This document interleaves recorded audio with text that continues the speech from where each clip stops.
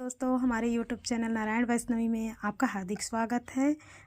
चलिए दोस्तों, हम आपको अपने YouTube चैनल के माध्यम से संपूर्ण जानकारी देते हैं कि अघन गुरुवार की पूजा किस तरह से करनी चाहिए, देवी लक्ष्मी माँ को प्रसन्न कैसे करना चाहिए। ये गेंदा का फूल, हो सके तो आप गेंदा का फूल अघन गुरुवार में देवी माँ को ज़रूर अर्पित कीजिएगा।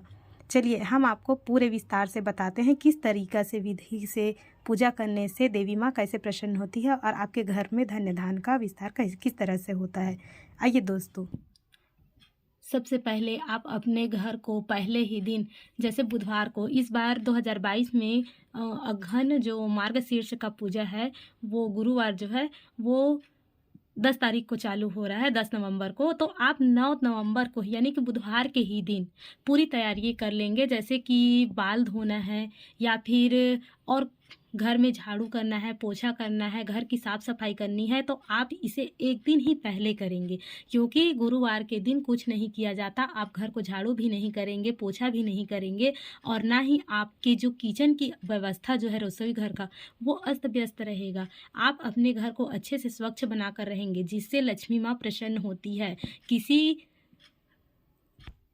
घर को पूरी तरह से फैला कर रखने से या फिर घर में कूड़ा करकट ये सब फैला कर रखने से, घर को अस्त व्यस्त रखने से देवी माँ प्रसन्न नहीं होती। आप जितने घर को यानी कि जितनी से जितनी सफाई और स्वच्छता के साथ अपने घर को रखेंगे, देवी माँ, ये एक दिन की बात नहीं है, आप हमेशा ऐसे कीजिए, आपके घर में देवी माँ अवश्य प्रसन्न होगी। जिस तरह से देखिए, ये चरण पादुका है। आपकी पहले दिन की तैयारी मैंने पूरी बता दी कि आप सुबह स्नान करके बुधवार को ही आप स्नान ध्यान करके देवी माँ की पूजा पाठ करके अपने जो भी चीज़ है वो सब पूरी व्यवस्था कर लीजिएगा।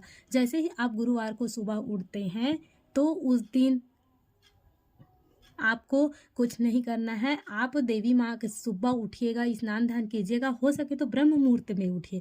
ब्रह्म मुहूर्त में उठकर पूजा करने से बहुत लाभ मिलता है। आप थोड़ा सा चावल भिगा लीजिएगा और चावल भिगा करके उसकी पिसाई करके, आप उसे पिसाई करके ही उसके घोले से, चावल के आटे के घोले से अगर लक्ष्मी माँ के पैरों का निशान बनाएंगे, तब सबसे ज़्यादा पुण्य की काम होती है और देवी माँ सबसे ज़्यादा प्रसन्न होती है। हम क्या करते हैं, अपनी सुविधा के अनुसार देवी माँ की हम क्या करते हैं, जैसे ही सुबह उठते हैं, अपना जितना समय मिले उतना टाइम पूजा कर लिए, ऐसा नहीं है।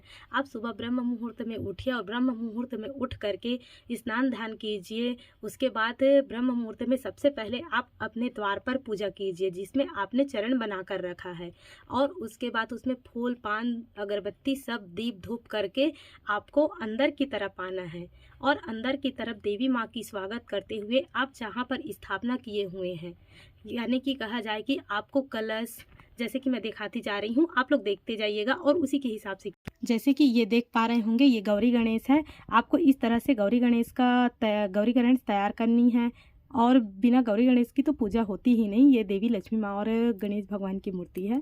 इस तरह से आप जैसे इस तरह से बनाने के बाद आपको इस तरह से एक लोटे से कलश बनाना है और कलश में इस तरह का मौली धागा आपको बांधना बहुत ही ज़रूरी है। आप इस तरह का धागा बांधेंगे, इसे खुला नहीं रखेंगे। इसमें आपको दीप, जैसे कि ये पूजा हो चुका है, अभी इसमें पूजा, ये जो बत्ती है वो शांत हो चुकी है, इस तरह की आपको करना है और इसमें पान करना है, ठीक है। उसके बाद जैसे ही आप चाहें तो ये नारियल है, इस नारियल की आप मूर्ति बना सकते हैं। आप इसे इस तरह से इस लोटे में डाल करके खड़े करके आप इसमें देवी माँ को आकार दे सकते हैं और इसे अपने मन के हिसाब से जो पहनाना चाहते हैं, चुनरी साड़ी जो भी पहनाना चाहते हैं, देवी माँ का श्रृंगार करना चाहते हैं, तो नारियल से भी आप कर सकते हैं। अगर मूर्ति का करना चाहते हैं तो मूर्ति का तो मेरे ख्याल से जहाँ तक हो श्रीफल का है तो वो सबसे ज़्यादा अच्छा है, आपको इसमें करना चाहिए। जैसे कि ये देखिए, ये मेरे घर में नारायण वैष्णवी निवास है। इस तरह से आप अघन गुरुवार में जैसे इनकी पूजा कर सकते हैं। ये देवी लक्ष्मी माँ की है, आप इनकी पूजा कीजिए।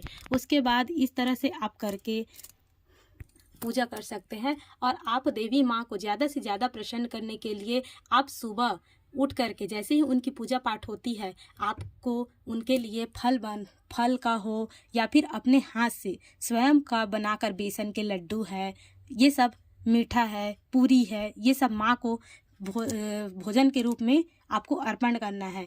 आपको माता के लिए जैसे कि आप इस तरह के प्रसाद बना रहे हैं, आप इन्हें सुबह भी लगाएंगे और दोपहर में लगाएंगे और एक शाम को लगाएंगे। जैसे ही आप शाम को लगाते हैं आपको उसमें भी फलाहार करना है, आपको नमक बिल्कुल भी नहीं लेना है।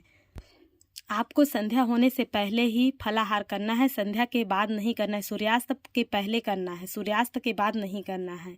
इस तरह से आप पूजा करके फिर रात्रि के समय, आपको रात्रि के समय भी माँ को भोग का अर्पण करके पूजा करके, यानी कि कहा जाए आपको गुरुवार को 3 से 4 समय तक के माता लक्ष्मी की पूजा करनी है। जैसे कि सुबह हो रही है, फिर आपको ब्रह्म मुहूर्त में 3 बजे से ही उठ जाना है और हो सके तो पहले से ही बुधवार को ही तैयारी कर लीजिएगा। जो बनाने का काम है, पैर बनाने का काम है माता का, चरण बनाने का, वो सब बुधवार को ही कर लीजिए।